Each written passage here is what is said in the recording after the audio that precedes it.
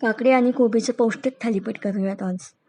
काकडी किसून घेतली आहे, कोबी बारीक चिरून घेतलं आहे. 2 चमचे थालीपीठसाठी भाजणीचं पीठ घ्यायचं आहे.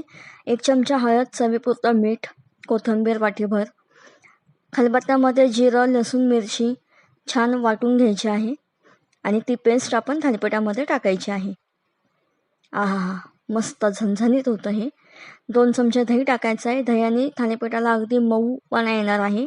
अगदी मऊ लुसलुशीत थालीपीठ होतं आहे आपलं हे. पाणी न टाकता पीठ मळून घ्यायचं आहे. सुती कपडा ओला करून घ्यायचा आहे. पोळपाटावर ठेवून त्याच्यावर मस्त गरगरीत थालीपीठ थापून घ्यायचं आहे पाण्याच्या हाताने. वा, कोबी पौष्टिक आहे पण मुलं खात नाही, तर थालीपीठामधून कोबी पोटामध्ये जाणार आहे.